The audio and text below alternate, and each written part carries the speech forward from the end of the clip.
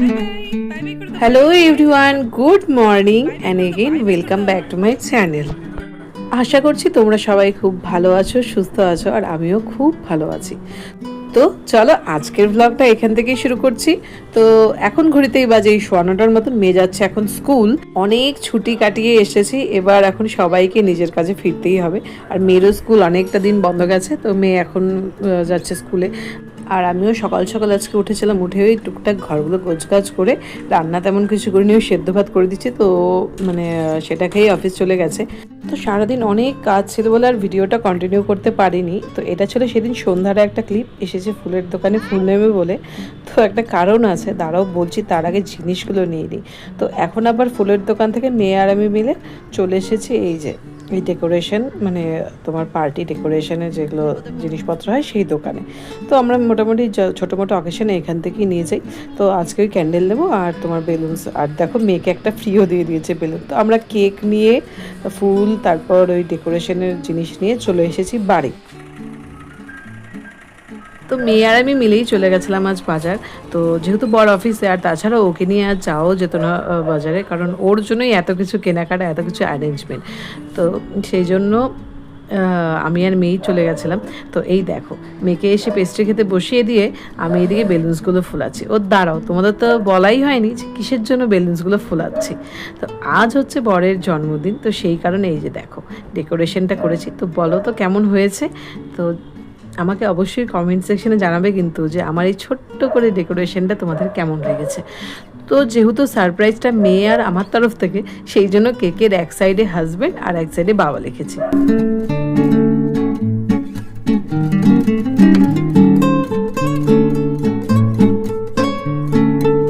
অনেকক্ষণ ধরে ওয়েট করছি যে কখন আসবে কখন আসবে। আর সেদিন এমনই কপাল যে আধ ঘন্টা লেটেই ঢুকেছে, মানে অ্যাজ ইউজুয়াল যেই টাইমে বাড়ি আসে সেটার থেকেও আধ ঘন্টা লেটে ঢুকেছে। তো মানে ফোন করেও জিজ্ঞেস করতে পারছি না যে কখন আসবে, তাহলে হয়তো গেস করে ফেলতো। তো সেই কারণে মানে ওয়েট করছি দরজায় কাছে যে কখন আসবে।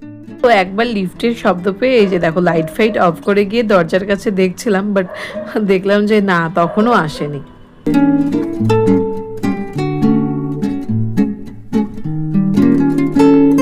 তো অনেকক্ষণ ওয়েট করার পর এই যে ফাইনালি এখন সেই মুমেন্ট যখন এসেছে।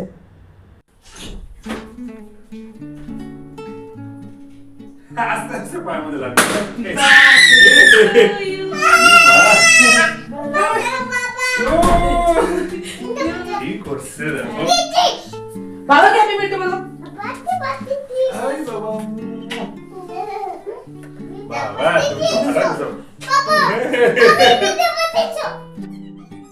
সত্যি সারপ্রাইজ পেতে ছোট বা বড় সবারই ভীষণ ভালো লাগে, তাই না বলো। তো এই দেখো ফাইনালি সাকসেস। তো ফ্রেশ হয়ে এই যে বসেছে এখন কেক কাটতে। আর তার আগে ছবি তো ম্যান্ডেটারি, কারণ এই সুন্দর মোমেন্টটাকে একটুখানি তো ক্যামেরাবন্দি করতেই হয়, তাই না।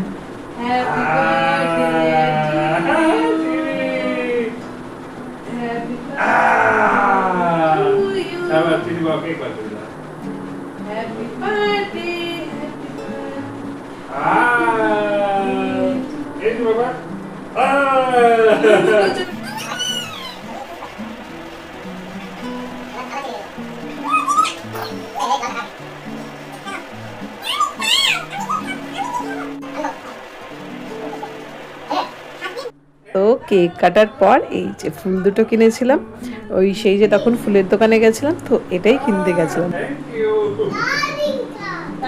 তো কেক কেটে এই যে বাইরে বেরিয়েছি এখন, তার কারণ আজকে যেহেতু জন্মদিন, তো বাড়িতে কিচ্ছু রান্না হবে না, তো বাইরে থেকে বিরিয়ানি নিয়েই বাড়ি যাব। তো তার আগে যাব এখন একটু ওই যে আমাদের আরেকটা বাড়ি আছে, তো সেটাতে কিছু কাজ হয়েছে, তো সেটাই একটু দেখতে যাব। আর তার সাথে সাথে তোমাদের একটুখানি রুম ট্যুরটাও দিয়ে নেব, কারণ এর আগের ব্লগটাতে তো তোমাদের দেখাতেই পারিনি রুমটা। এবার ভেবেছি যে যেহেতু আর এখন কেউ মানে এখানে আমাদের এখন রেন্টে থাকছে না, তো সেই কারণে তোমাদেরকে রুম ট্যুরটা একবার দেয়াই যেতে পারে।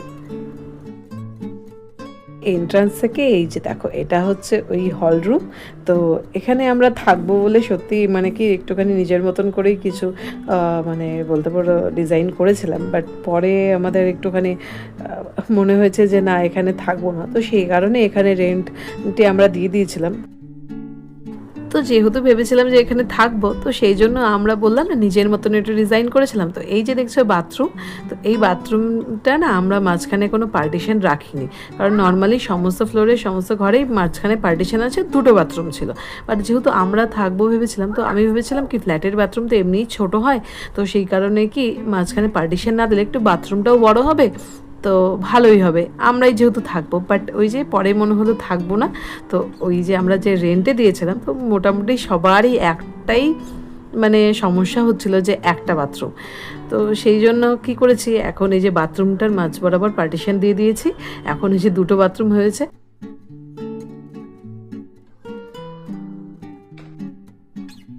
এটা হচ্ছে একটা বেডরুমের পাশে ব্যালকনি আছে, তো সেটাই, যেটা থেকে রাস্তার পুরো ভিউটা পাওয়া যায়।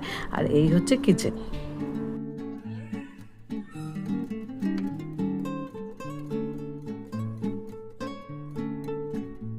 এখানে কোনো রকম ইন্টেরিয়ার করানো হয়নি, কারণ আমরা ভেবেছিলাম যে যখন থেকে এখানে থাকবো তখনই মানে এইসব কাজগুলো করাবো। তো ভালোই হয়েছে, এখন ভাবছি যে কাজগুলো করাইনি, কারণ যদি কাজগুলো করাতাম তাহলে কি হতো, বেকার হয়ে যেত। তো এটা একটা 3 BHK ফ্ল্যাট, তো তোমাদের তো দেখালামই, এই যে এটা আরেকটা রুম, আর এটা হলো ফ্ল্যাটের বাইরের ভিউটা। তো চলো আজ তাহলে আসি, তো দেখা হচ্ছে তোমাদের সাথে খুব তাড়াতাড়ি অন্য কোনো ভ্লগে। সবাই ভালো থেকো, সুস্থ থেকো, টাটা বাই।